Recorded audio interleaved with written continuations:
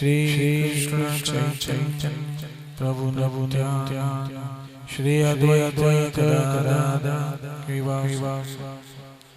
हरे कृष्ण कृष्ण कृष्ण हरे राम नारायणं नमस्कृत्य नरं चैव नरोत्तमं देवीं सरस्वतीं व्यासं ततो जयमुदीरयेत्। श्रीमद्भागवत नवां स्कंद और चौथा श्लोक अध्याय। कल हमने जहां कथा को विराम दिया था,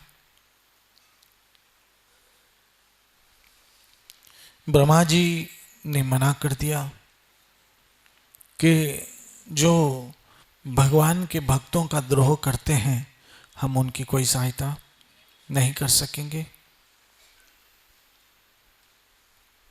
इसलिए अब ब्रह्मा जी से निराश होकर दुर्वासा मुनि भगवान भोलेनाथ के पास पहुंचते हैं।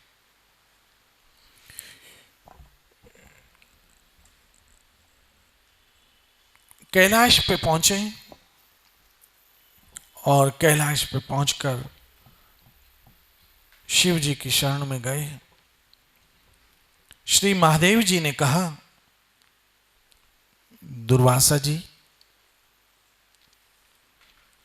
जिन अनंत परमेश्वर में ब्रह्मा जैसे जीव और उनके उपाधिभूत कोश इन ब्रह्मांड के समान ही अनेकों ब्रह्मांड समय पर पैदा होते हैं और समय पर आने पर फिर उनका पता भी नहीं चलता, जिनमें हमारे जैसे हजारों चक्कर काटते रहते हैं, उन प्रभु के संबंध में हम कुछ भी करने में समर्थ नहीं है। भगवान शंभु शिव जी कहते हैं, मैं भी कुछ करने में समर्थ नहीं हूं, क्योंकि ईश्वर भगवान श्री हरि देवों के भी देव हैं, महादेव के भी देव हैं। यह भागवत में स्पष्ट आया, आप समझ सकते हैं। देवाधिदेव महादेव और महादेव के देव श्री हरि कृष्ण, ये भागवत में स्पष्ट इसका वर्णन है। श्री हरि श्री विष्णु, वो कहते हैं कि उनके एक संकल्प से ऐसे अनंत कोटि ब्रह्मांड उत्पन्न होते हैं जिसमें हम रहते हैं और समय आने पे पता नहीं कहां चले जाते हैं, किसी को पता नहीं चलता। आप समझ सकते हो, श्री कृष्ण जो भक्तों के सामने बंसी बजाते, गायें चराते, माखन चोरी करते हैं, मां यशोदा को परेशान करते हैं, गोपियों को तंग करते हैं और छोटे बालक के तरह एक छाछ के प्याले पे नृत्य करने लगते हैं, वे है कौन? यहां स्पष्ट होता है। दुर्भाग्य से बहुत सारे लोग भगवान श्री कृष्ण की इस वास्तविकता को नहीं समझ पाते हैं। या तो वो मूर्ख है, या वो नराधम है, या असुर है, या फिर माया ने उनका ज्ञान हर लिया है। इसलिए वो कभी भी परमेश्वर, ईश्वरों के ईश्वर, देवों के भी देव, परम पुरुष श्री कृष्ण की श्री चरणों के आश्रय में आ नहीं सकते हैं। यहां आप देखेंगे, भगवान श्री हरि तो छोड़ दो, उन्होंने मात्र अपना एक सुदर्शन चक्र छोड़ा है दुर्वासा के पीछे, और उस सुदर्शन चक्र को भी रोकने में कोई समर्थ नहीं है। याद रखिए, ये एक अथेंटिटिव शास्त्र श्रीमद् भागवत में लिखा हुआ है। इससे आप समझ जाइए कि सारे देवी देवता, जिनमें ब्रह्मा जी भी आ गए और भगवान शंकर भी आ गए, वो किस प्रकार से श्री हरि के आराधना करते रहते हैं।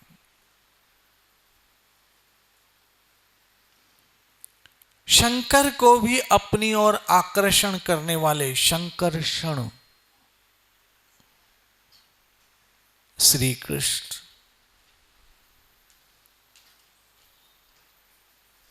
इसलिए कृष्ण परम पुरुष है, श्री कृष्ण परमेश्वर है, कृष्ण देवाधिदेव है और कृष्ण से परे ऐसा कुछ नहीं है। यहां तो भागवत की इन कथाओं से आपको इस परम सत्य का रहस्य समझ आ ही जाना चाहिए। आगे जाके शंकर महादेव कह रहे हैं, मैं कौन? शिव शंकर महादेव। मैं सनत कुमार, नारद, ब्रह्मा, कपिल देव,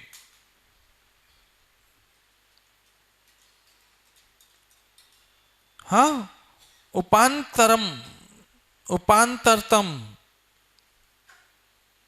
देवल, धर्म, आसुरी तथा मरीचि आदि दूसरे सर्वज्ञ सिद्धेश्वर, ये सारे कौन बताएं? ये सारे महा सिद्ध पहुंचे हुए लोग, जिसमें सनत कुमार आ गए, नारद आ गए, इवन देवल आ गए, और यहां तक के शिव शंभु महादेव भी आ गए। हम सब उनकी माया को नहीं जान सकते। वाह प्रभु वाह। हम सब भी उनकी माया को, उस भगवान परमेश्वर की माया को हम नहीं जान सकते।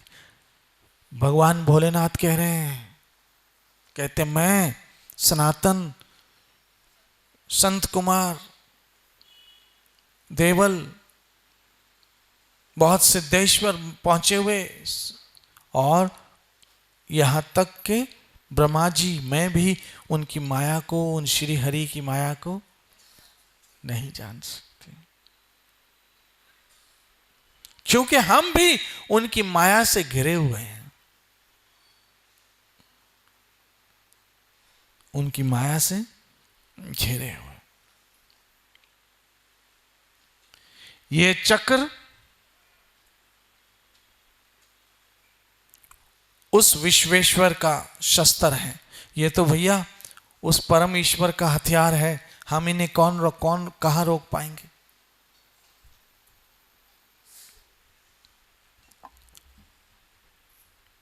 हम लोगों के लिए असह्य, हम ये कर नहीं सकते, ये हम में संभवता नहीं है। तो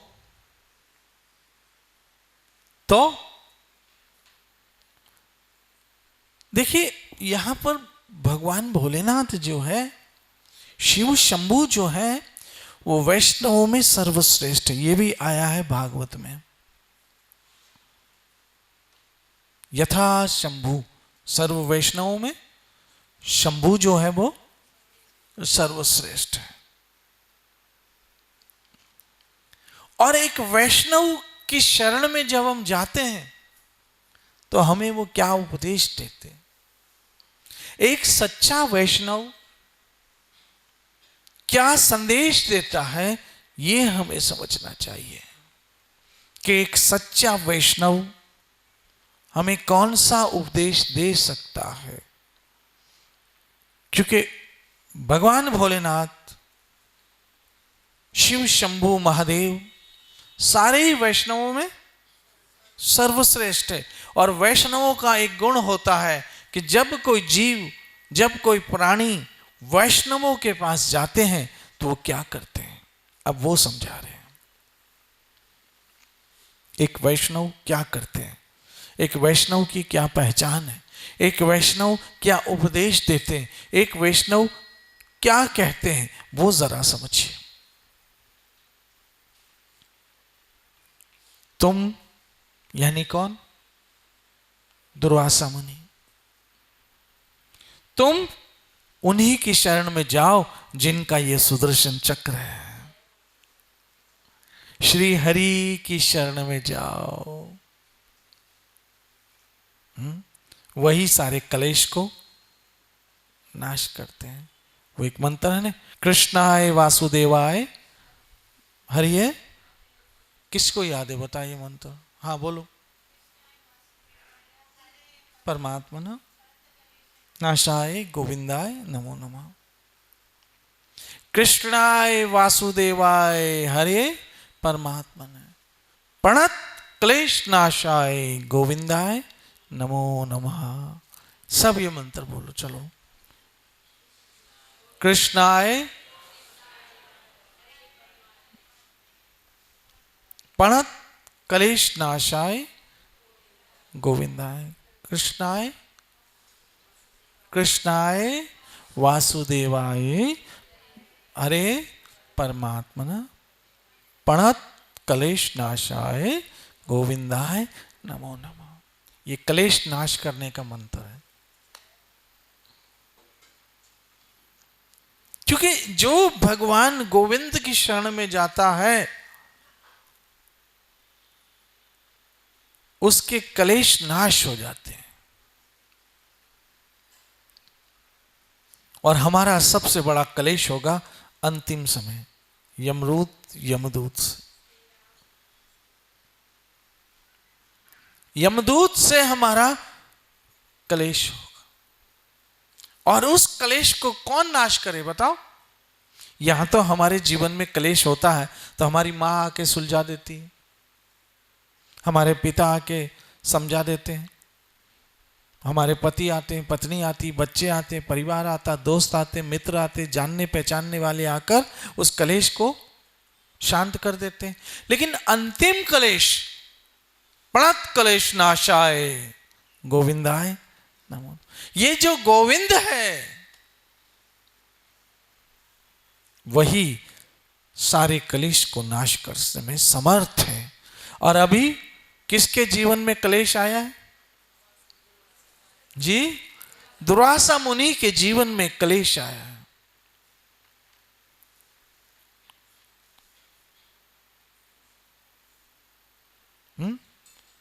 अब भगवान भोलेनाथ उनको क्या संदेश दे रहे हैं?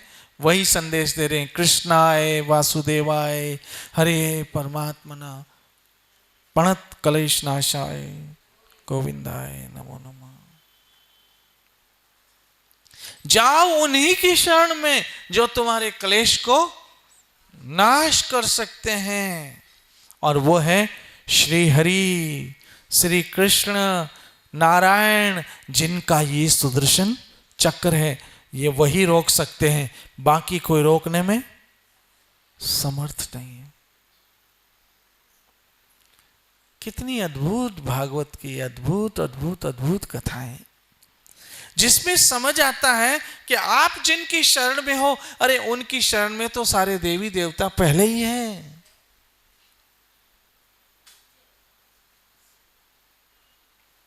कोई उनसे विमुख नहीं हो सकता है। श्री कृष्ण गोविंद हरि मुरारी है नाथ। सारे देवता, सारी देवियां, सारी शक्तियां, सारे जो भी शक्तिशाली जीव आत्मा, कुछ भी कह लो, देव ले लो, देवियां ले लो, शक्तियां ले लो, देव गंधर्व किन्नर, सब के सब उस श्री हरि की श्री चरणों के आश्रय में ही बैठकर आनंद लेते हैं। और आप भी तो उसी श्री हरि, श्री कृष्ण शरणम मम, श्री कृष्ण शरणम मम, श्री कृष्ण शरणम मम, श्री कृष्ण शरण। आप जाइए दुर्वासा और उसी श्री हरि के शरण में जाइए। अब क्या करें? क्योंकि अब तो देवाधिदेव भगवान भोलेनाथ अंतिम थे। अब क्या करें? कहां जाए? किसको पुकारे? कोई है ही नहीं। क्योंकि स्वर्ग लोग पहले तो गए कहां? नीचे के लोगों में। अतल वितल जो भी है, रस्तातल रतातल सतातल जो भी है उसमें गए, पाताल, लेकिन वहां भी किसी ने, अब समझने की बात है, वहां भी किसी ने नहीं सुनी। फिर स्वर्ग में गए, वहां पर भी किसी ने नहीं सुनी। फिर ब्रह्मलोक गए, ब्रह्मा जी के पास, वहां भी किसी ने नहीं सुनी। फिर भोले बाबा के पास गए, लेकिन उन्होंने भी कहा नहीं, हम इस मामले में बीच में नहीं आ सकते, ये ऊपर का मामला है, हम इसमें बीच में नहीं आ सकते, ये हमारी कैपेसिटी से बाहर है। तो क्या करें? उन्हीं के आश्रय जाओ। अब दुर्वासा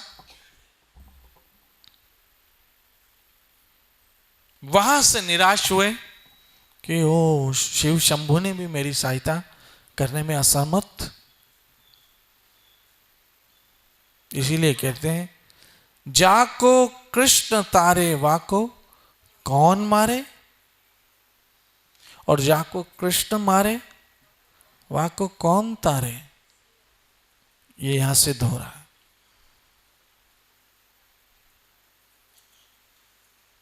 कोई देवी देवता भी बीच में आने को तैयार नहीं है,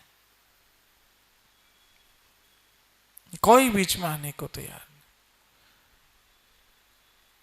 अब ये बताओ कि इतना बड़ा कांड हो गया, आखिर दुर्वासा का दोष क्या है कि इतनी हाई लेवल की बात हो गई? दुर्वासा का दोष था, उन्होंने भगवान के भक्त को परेशान किया। गलती से भी किसी भक्त का द्रोह मत करना, बहुत बड़ा गड़बड़ हो जाएगा, क्योंकि उनकी रक्षा तो स्वयं श्री हरि के हाथों में, उनकी रिस्पॉन्सिबिलिटी हरि के हाथों में। उन्होंने गीता में कहा योगक्षेम वहामी हम, उनकी सारी रिस्पॉन्सिबिलिटी श्री हरि के हाथों में है। इसलिए कभी भी भक्त द्रोह मत करना, भक्त द्रोह मत करना। अब वहां से निराश होकर दुर्वासा चले कहां पर? भगवान के परम धाम वैकुंठ की ओर चले। हैं? कहां चले? वैकुंठ में चले, जहां पर लक्ष्मीपति श्री हरि लक्ष्मी के साथ निवास कर। लेकिन एक बात बताऊं, दुर्वासा कहां पहुंचे? वैकुंठ। अभी वैकुंठ के ऊपर क्या है? अभी तो साकेत है, साकेत के ऊपर गोलोक, और गोलोक का सबसे टॉप फ्लोर निकुंज, वहां तक तो दुर्वासा की पहुंच भी नहीं है।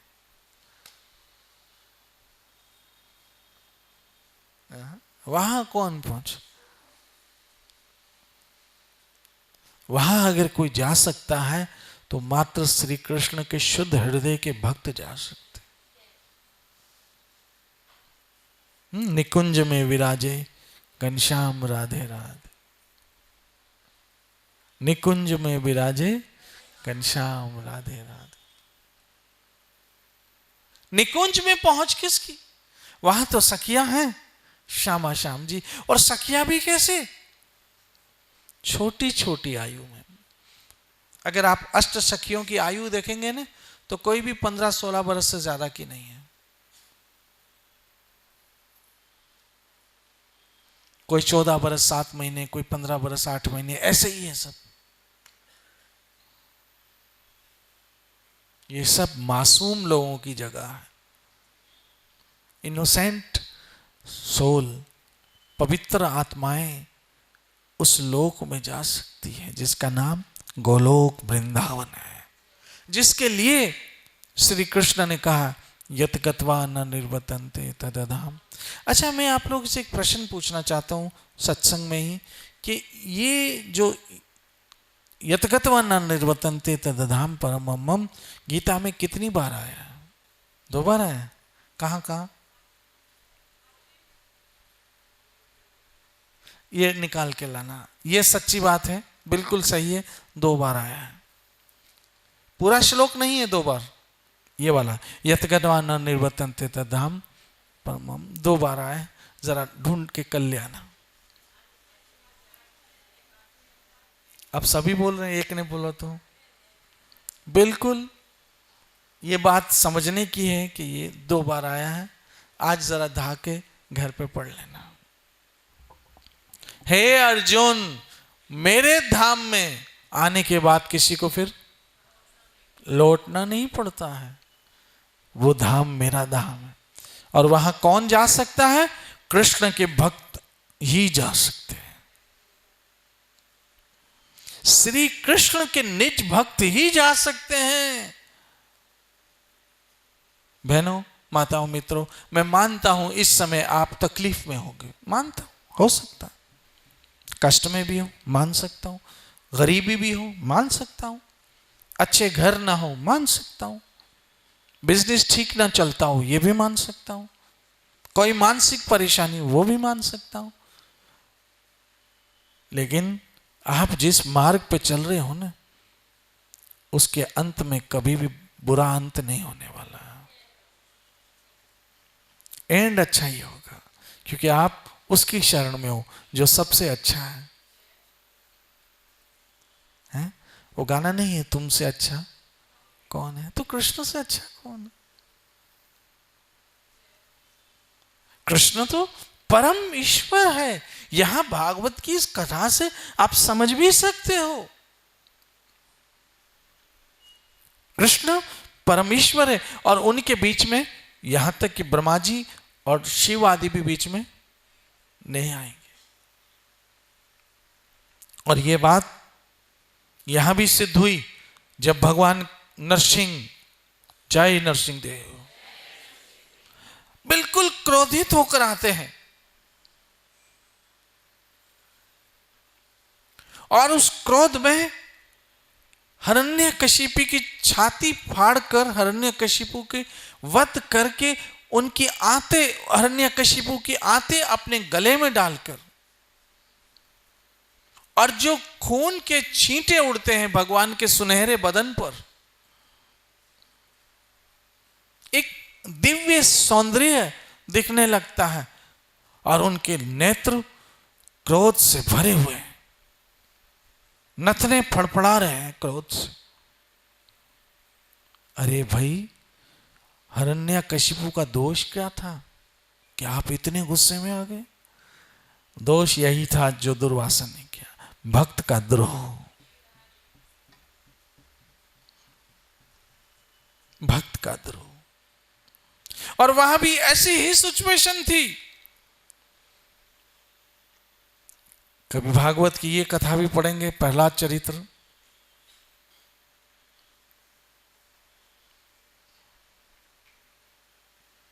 इन भक्तों का चरित्र पढ़ने और सुनने से हमारा चरित्र बनता है। इन महापुरुषों के चरित्र के द्वारा हमारा चरित्र का निर्माण होता है। इन संतों के चरित्र से हमारा चरित्र संवर जाता है, मेरी बहनों, माताओं, मित्रों। और हम जैसे जैसे इन महापुरुषों का, भक्तों का चरित्र सुनते हैं, अपना जीवन शुद्ध करते चले जाते हैं। हमारे जीवन में एक उत्साह, उमंग आती है कि जिसकी शरण में हम है ना, उससे परे फिर कोई नहीं। सबसे ऊंचे मैं पेख्या मोहन सब दे ऊंचा। एंड और जिसका हम भजन करते हैं, हरे कृष्ण कृष्ण कृष्ण हरे हरे, हरे राम राम राम, उससे बड़ा कोई मंत्र नहीं है। राम नाम से, हरि नाम से, प्रभु के नाम से बड़ा कोई एको मंत्र तस्य नामानि। एक ही मंत्र है, श्री कृष्ण का नाम। जब हम बोलते हैं कृष्ण कृष्ण, मतलब कोई दूसरा मंत्र फिर है जरूरत ही नहीं। और काज तेरे किते ना काम, मिल साध संगत भज केवल नाम, इसकी ही महिमा है, क्योंकि उससे बड़ा कुछ नहीं है। जिसकी शरण में सभी है। और ये जो रोज भागवत सुनते हो ना, इससे बड़ा तो आपको कोई गिफ्ट मिल ही नहीं सकता। ये हरि कथा हरि की ओर से सबसे बड़ा गिफ्ट है जो हमारे गुरुदेव हमें देते हैं। इससे बड़ा कोई गिफ्ट हो नहीं सकता। ये सबसे बड़ा उपहार है जो हमारे जीवन को धन्य कर देगा। सबसे बड़ा गिफ्ट है। इसलिए जब हिरण्यकशिपु का वध हो रहा था, भगवान नरसिंह एक अत्यंत क्रोध में,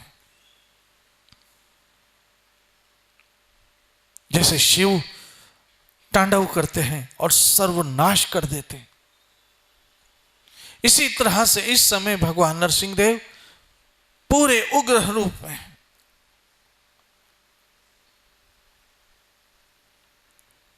अब हिरण्यकशिपु का वध हो गया। क्यों वध हुआ? कि उसने एक ही दोष किया था, भक्त को परेशान किया था, भगवान के भक्त को दुखी किया था।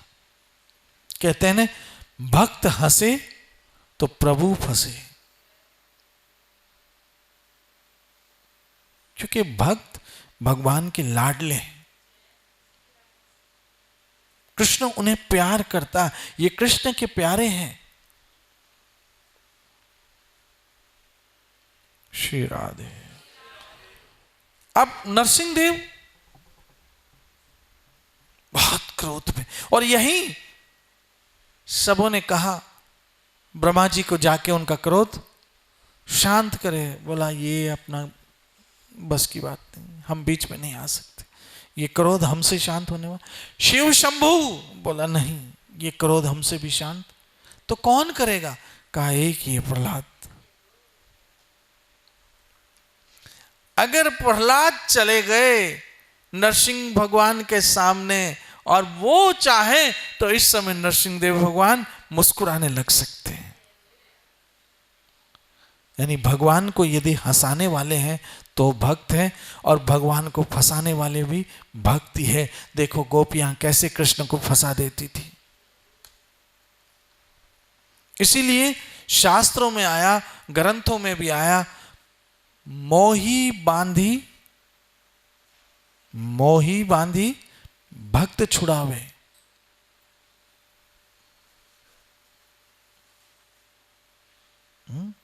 कि जिनको मैं बांध देता हूं उनको भक्त छुड़ा देते हैं, भक्त छुड़वा देते हैं। भगवान भी जिनको बांध दे ना, भक्त छुड़वा देते हैं। कैसी अद्भुत बात है।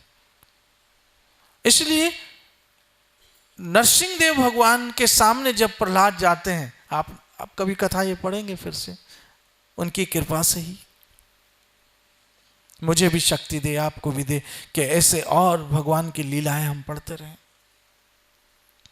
और याद रखना, ये एक एक क्षण जो बीत रहा है ना, आपके अकाउंट में लिखा जा रहा है। हरि कथा और कीर्तन का व्यर्थ नहीं जा रहा है।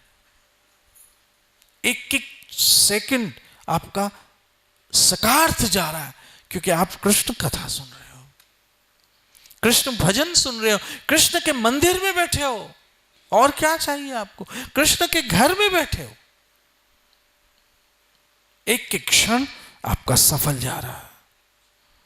बाकी तो अभी दुनियादारी में जाएंगे, समय कहीं का कहीं निकल जाएगा, रात होगी पता नहीं चलेगा। और जिनके लिए हम सब कुछ कर रहे हैं वो हमें जश देने वाले तो कभी है नहीं। बड़े होकर सब अपनी अपनी दुनिया में खो जाएंगे और हम अकेले के अकेले ही रह जाएंगे। देख लेना, अगर नहीं देखा है तो किसी वृद्ध आश्रम में जाओ,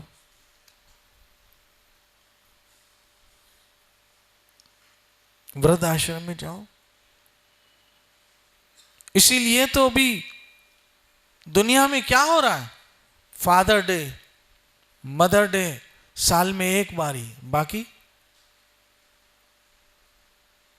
आज फादर डे है, आज मदर डे है, माँ को फूल दो, हार दो, ये करो वो करो। हाँ, एक दिन मदर डे, 364 दिन अदर डे। एक दिन मदर डे और बाकी 364 दिन अदर डे।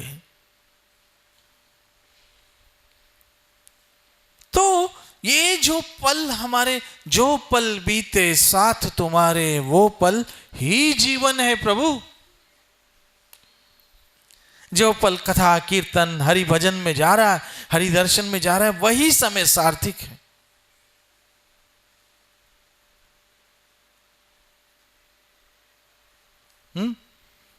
संत कबीर कहते, कबीर गुरु दर्शन से। संत कबीर कहते, जब जब मैं अपने गुरुदेव के दर्शन करता हूं, साहेब मतलब परमात्मा, ईश्वर, भगवान, कबीर गुरु दर्शन से साहेब आवे याद, वही घड़ी लेखे में बाकी सब बर्बाद। सब मेरा व्यर्थ समय जा रहा है, खाने पीने, बच्चे पैदा करने और मर गए। The end.